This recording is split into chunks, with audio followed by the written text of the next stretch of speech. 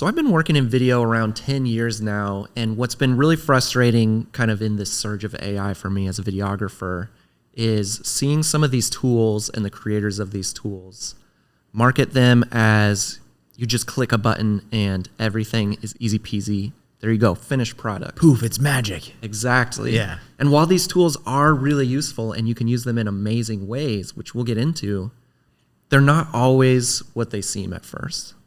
Let's talk about it.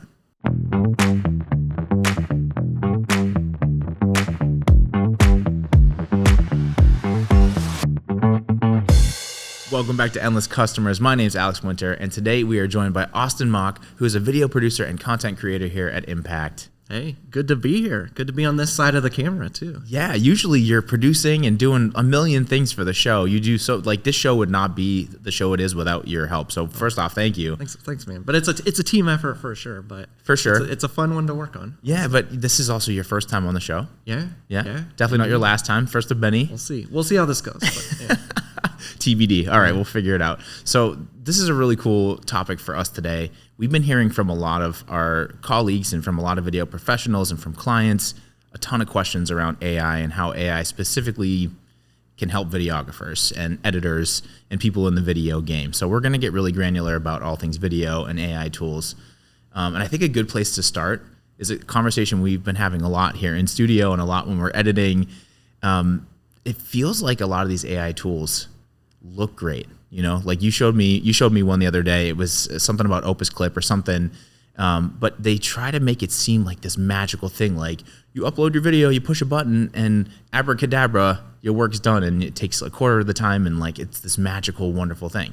Mm-hmm. And it does do those things, but it's not as easy as a click of a button. And we've been feeling a little bit like we've been lied to, or like it's false advertising. Is that fair to say?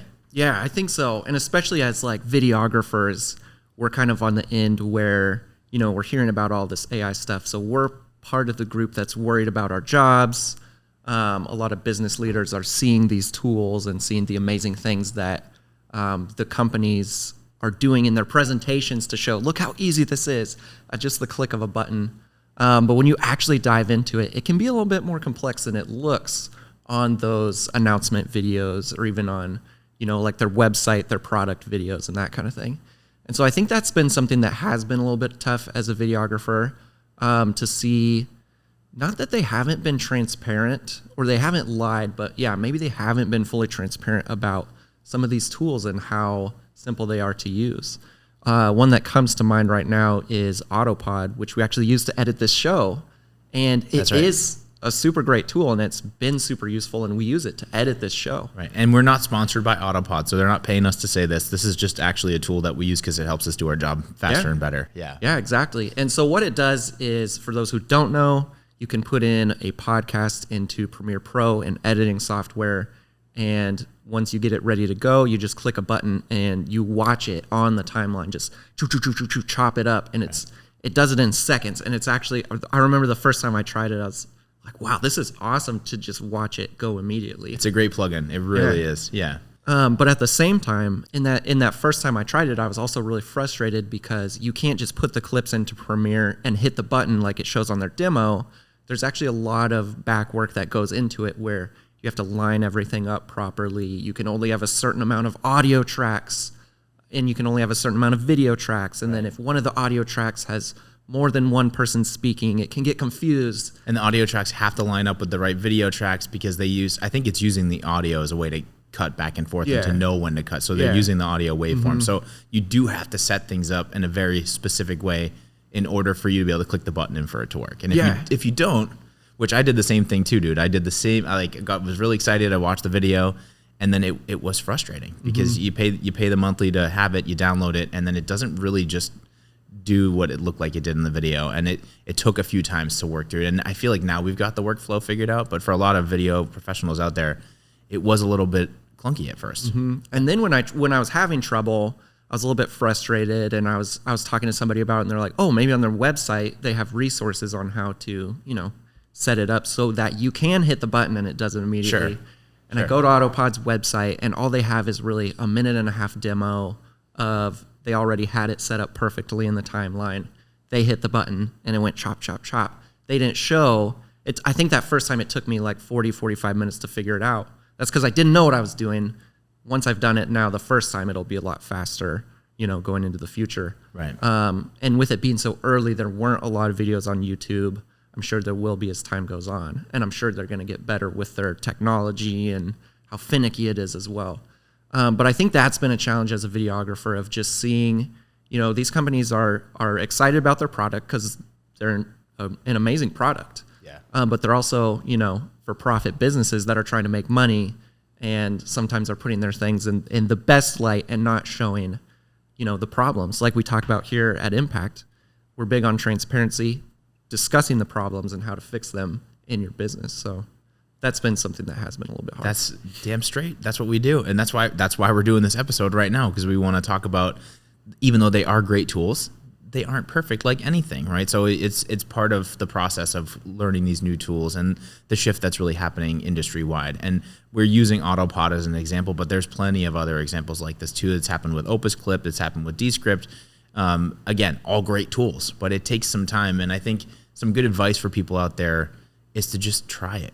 Just get your hands dirty. And I think you and I maybe were a little resistant at first. So let's start the conversation there with, like, as we get into adoption of these tools, there is fear around it. Cause I was like, if this can edit so quickly and do all this stuff, like, why do you need me to edit it? Right. So I think a lot of video professionals are worried that it's going to take their job. Is that something you're worried about? Yeah, definitely, for sure. And I think, if it's not something you're trying to keep up with, it will take your job, because, if I was still in a lab trying to cut film with an X-Acto knife and glue it together, or however you did that with film, we taped it together. Yeah, taping it together. Yep. I probably wouldn't be here today because I would be way too slow.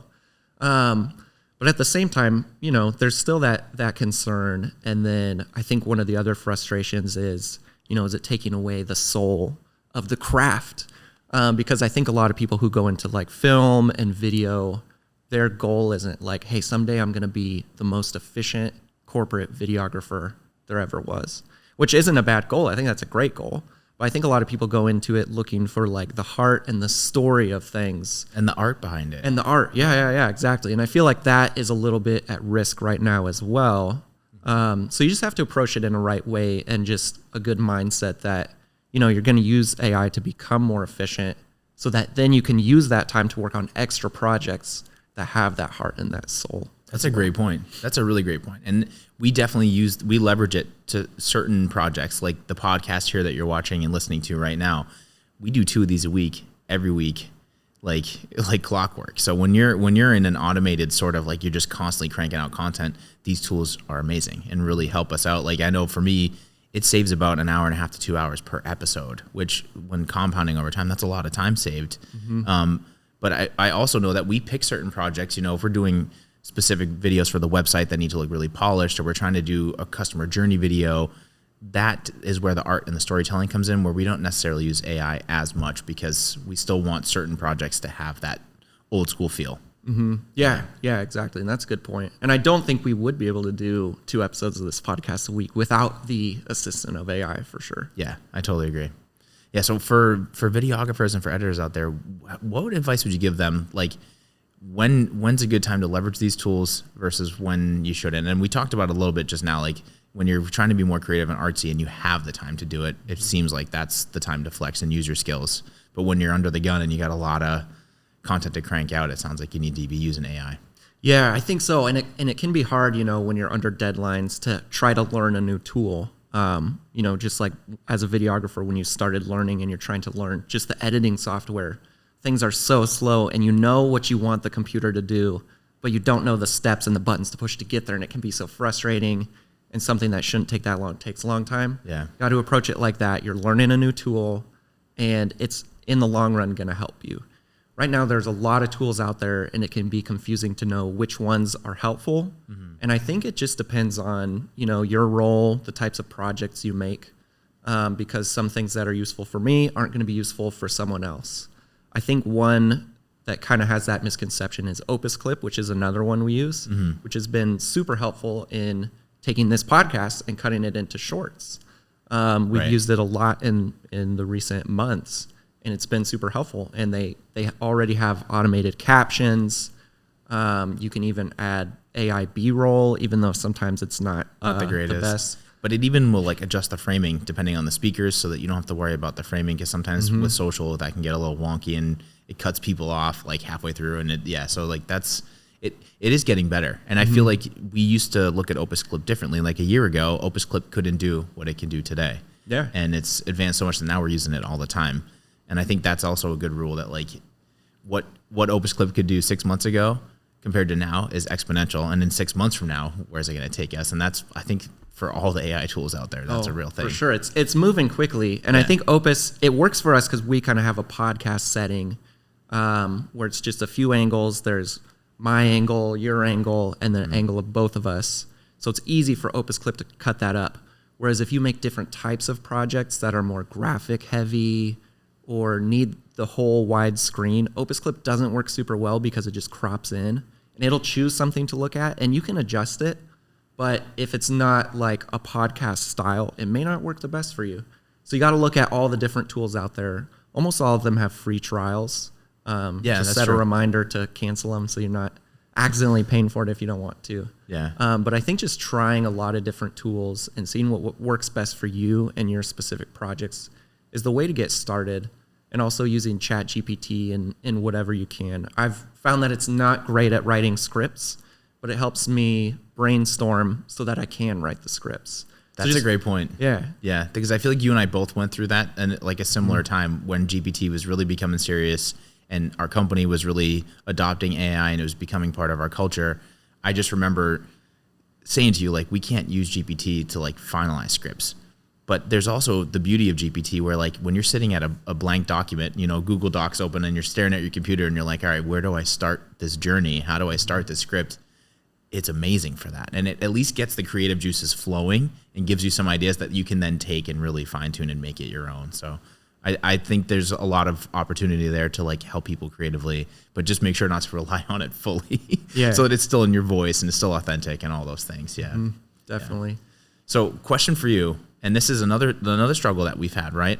And I think a lot of video professionals out there are going to be feeling this one, and we're just going to call out the elephant in the room. We're keeping it real today. So do you feel like there's been a lot of times where as a video professional, you're misunderstood as far as like what you do day to day, and the misconception is like, oh, well, there's an AI tool that'll just do that. Just go figure it out. And it's not that simple. It's just frankly not that simple. Have you felt that? And if that's true, can you talk a little bit about that? Absolutely. Absolutely. And I think that anyone that works on videos understands that, or has had the experience that someone who doesn't work on videos has different expectations. Right. And there's a lot of videographers we work with where they're the video person in their company and the rest of their company are all specialists in what they do. And so there's a gap. They don't really understand the ins and outs of, like, the same way that I don't understand how like they would sell or do some of the things they do. Yeah. Mm-hmm. Yeah. And I think the way to kind of get over that, especially in this age of AI where, like we just talked about earlier, someone sees a demo video and they're like, look, you just put it in and you push the button, there it is. And really it's not that simple. It is helpful, but it's not quite that simple. Yeah. And I think what you need to do as a videographer is just really be transparent with your supervisor and leadership at your company. And even if they don't understand, maybe even just doing like a screen recording and say, here's like the normal process to do this. Here's what this company says should happen. And here's been my experience. Here's what actually happens. Yeah. And that'll take a little extra time and just be transparent and make sure they know that you're trying and you're not just like doing it improperly on purpose to write it off and not have to worry about it. Right. But just kind of going through that journey with them, even if they don't know the ins and the outs of video editing, it's probably helpful for them to still see it. Yeah. And just see like the different methods, the original way, the AI, and then what they say they should do. So. And this happened to us, and this is actually to Bob, our CEO, to his credit. He came to us and was like, look at this tool. You guys should figure this out and you can do this and you don't need to spend as much time. And he came in pretty hot with this idea and we were definitely skeptical. And it was like, well, you don't fully understand the ins and outs of like the day to day, what we do. And we had to educate him, but he's such a great leader that he was open to the education. You sent him a video, we've talked about it, and he sees that it does help us do our job faster, but it wasn't originally like you just click a button and it's done and it makes your job like that, right? So It is important. Education and communication is key with leadership to get them to really see that, so that you're at least all on the same page. Yeah, and I think on the other end of that is you as a videographer, if you're listening to this show, you're probably a corporate videographer like we are. Right. And if you're in that position, you also need to understand the other side of the coin, where it's like, if you're working for a for-profit corporation, the goal of that corporation is to make money or to do things faster, cheaper. Efficiently, yeah. Yeah, not everybody's trying to make, Oscar award-winning videos for their corporation. I mean, everybody loves awards and you're trying to do your best work. Sure. But the goal of the corporation is still to make money or not spend as much on certain things. So being able to see both sides, I think, is really important, especially as a videographer, seeing that side too, so you don't get too frustrated about their enthusiasm of bringing these tools your direction. Totally. And the enthusiasm comes from a good place. And that was, for Bob specifically, it came from a good place. And we did have those conversations. And again, to his credit, he really has seen how we can leverage it to our advantage to make things more efficient, but also be keeping it real with what it actually can versus can't do. Mm-hmm. But there are efficiencies with it too. And I think especially people that are into endless customers and they ask you answer, where you're creating a lot of content on a regular basis, 2 to 3 articles a week, 2 to 3 videos a week, like that's not an easy thing to do, especially if you've never done it before. So to be able to leverage these tools, it can really help you get your job done faster.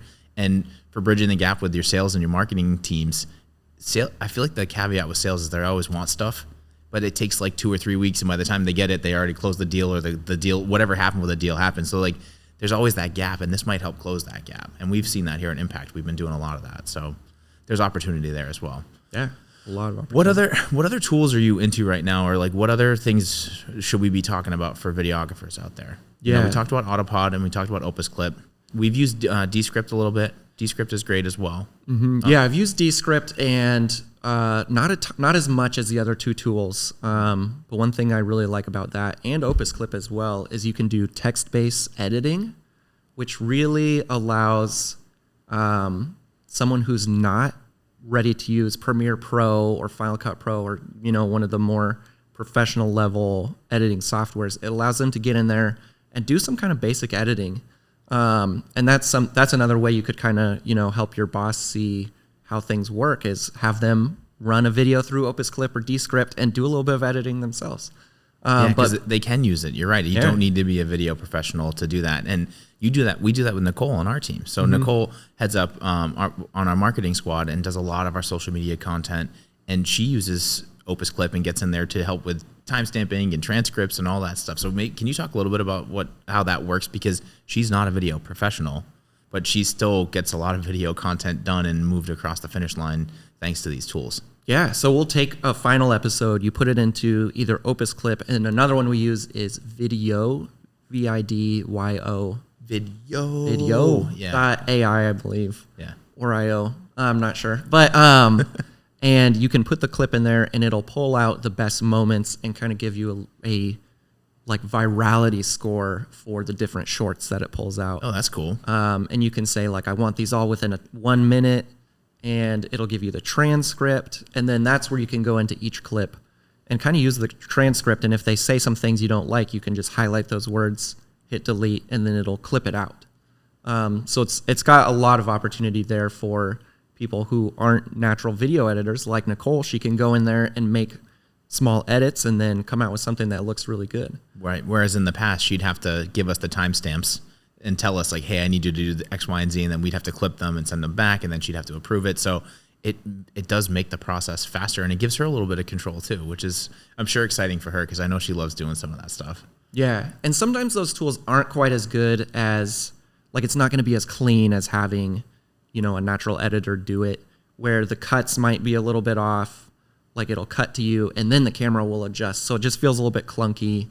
Yeah. I think I mentioned earlier, Opus has an AI B-roll tool where you can turn on just like optional B-roll, and it'll take a word from a sentence. So I'll say like, if I'm saying in the video, I drove my car to the dollar store, it'll highlight the word car, and then it'll see like, okay, what can I pull up of a car? So it pulls up a Lamborghini, and you're saying, I drove my car to the dollar store, and it pulls up a Lamborghini. It's like, I don't know that really fits. You're not driving your Lambo to the dollar store? I wish I had a Lambo, but I drove my Subaru out back to the dollar store yesterday. But I So get there what are you're some saying. things that Yeah. don't really fit perfectly well, but those are the things that they'll probably get there in like 6 months or so. So if you learn how to use it now, you're not going to have to be behind later. You're just going to have to take a small step forward. Yeah, that's a good topic, right? So I recently did an episode talking with Bob, our CEO, about the same thing. It's like proactive versus reactive, and the mentality shift of like, this is coming. It's kind of like the new .com bubble, where like there was people that were pro, like we're going to build a website, we're going to get on board with this, versus people who didn't, and we all know what happened to the people who didn't. And this seems to be like the next evolution of that happening, where yes, there are some things that are a little scary, but overall, it's coming. Whether you're happy, scared, whatever feeling about it, and are you going to be proactive and learn, or are you going to be reactive when inevitably this is going to do what it's going to do? So that's a good mentality shift to have, and that's something that I was probably more reactive towards the beginning of this AI journey, because I just went immediately to like Terminator 2 status with Skynet. And the more I think about it, and the more we do this, the more I'm realizing that you have to be proactive and you have to learn these things. And the more you get your hands dirty, the better off you are. Mm-hmm. Yeah. Yeah, and it's allowed us to do a lot, and it's allowed me personally to grow a lot in my career and do some extra things that I wouldn't have had a chance or the time to do otherwise. So it's been a good experience. Yeah. Let's talk about that for a second. So when you started out here at Impact, you started out really as a videographer, and paired with the way the company has scaled, but also with AI and these tools, you're now the producer of this show. So this is your show, man. You run it, you schedule with all of our guests, you write copy, you're so multifaceted and you do a lot, but it's really helped you to grow in your professional career as well. And did you think this is where it was going to take you when you first started here, I guess is what I'm asking you. Yeah, not really, because when I started, it was kind of right before the boom of AI, so I had no idea. Yeah. And it's definitely taken my role and given me a lot of opportunity to try new things that has been exciting and allowed me to learn, and I feel like a more well-rounded employee now that I've had the chance. You definitely are. Yeah. Thanks. Yeah, you definitely are, and it's great working with you. So everybody out there watching, this show wouldn't happen without Austin. I know I said that before, but I'm saying it again. Team effort. Team effort. So for a lot of these corporate videographers and videographers that are in the stripe that we're talking about, what we do, making podcasts, making content for sales enablement, things like that. You had mentioned like awards earlier, and like we're not trying to be super artsy here. And that is a tough shift, because I think everyone wants to, like, this is a creative field that we're in, so we want to try to bring that creativity. But I think this is a good topic, is like, you have to be selective with that creativity. And overall, like, people nowadays, there's so much content that's video online and social media that, like, if something isn't edited perfectly right this way, like, I don't even know if people really notice anymore. So does that play into like how we produce content and what that means? And like, how should videographers and editors be mindful of like picking and choosing when to really flex, and then also just like the baseline for where the standards of quality should be at? Yeah, that is a great question. And before, like I said, that doesn't mean you shouldn't strive to be artistic in your videos and in your role. But yeah, I think you really need to know what the goal of the content is when you're talking with your boss, being transparent in there. You need to talk to them and see what their goal is, and maybe even say like, hey, if you had to have me do slightly less quality but faster in some areas, where would you prefer that? And where would you prefer me to go all out on, kind of the artistic human side of things? And so, as corporate videographers, one of the things we do is customer journey videos. I think that's really an area where you can flex your story skills, your cinematography, your just human element, because that's the goal of that video, is to really bring out emotion and make people see, hey, I've felt that way. Maybe that company can help me in my journey as well. Totally. So I think it really depends on the goal of the content, the goals of your team, and just the type of content you're creating too, and a touch of intuition as well. Nice. Well said. So I got a fun one for you. I got a question. I've been waiting to ask you this one. So we use a lot of AI tools. We talked about quite a few of them. Is there an AI tool that doesn't exist that you would like to see happen? Because I have one, but I'm curious if maybe like is there something you're doing day to day that you're like, man, I wish they would just come up with something that would automate this or make this a little bit faster for me? That is a good question. I think it would be fun to have one that wrote really good scripts. That was like especially for video scripts, but that is also part of the job that I enjoy most. So it's where I enjoy putting my time. Yeah. But it would be fun to have something that's a little bit more robust than the typical chat GPT for that, even if it's just as a brainstorming partner and giving you ideas to bounce off of. Yeah, okay. I like that. OpenAI, if you're listening, we need a video script editor, okay? So there's one for me, and this is something that I think, I wouldn't say we struggle with, but I'm a data person. I love data. I know you are too. We look at analytics and data all the time to help us create better content and to learn from the content that we've made to enhance what we're doing. I would love to see an AI tool that could like read our analytical data on our YouTube channels or on our website or whatever the case may be, and then can like audit and basically give us direct feedback of like, here's where you should shift this because engagement on these videos are at this percentage or like whatever. But like for me, I would love a tool like that because there's a lot of data to digest, and it's hard sometimes to figure out like what the data says versus how that translates into like, okay, we need to make this video different in X, Y, and Z way, you know? And that's something that we've experimented with, and we do A/B testing, but it would be cool to have a tool that was just like, don't do A/B, do C, and then you'll be good. Yeah, because you can go deep into the YouTube analytics, but it doesn't really put all that together for you, like you're saying, and saying, yeah, here's your audience or your intended audience, right, and here's where you should go in that direction. You kind of have to put all that together yourself, which is really time consuming. So that would be awesome. Yeah, that's it. We might have to. Okay. We got to start our first AI tool here at Impact, right? There we go. Yeah.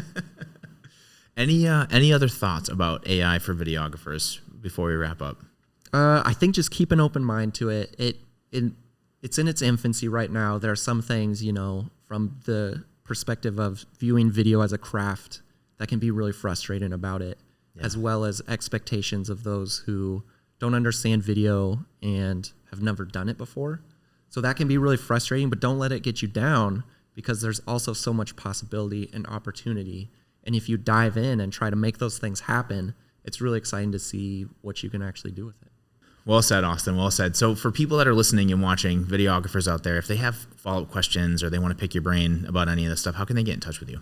Yeah, probably the best way would be LinkedIn. I'm pretty active on there. Even if I'm not posting, always lurking. Or I'm also on Impact Plus as well if you want to send me a message there. Awesome. Austin, thanks for being on the show. It's great talking with you, man. Thanks for having me. Hey, for everybody out there listening and watching, this is Endless Customers. I'm Alex Winter. We'll see you on the next episode.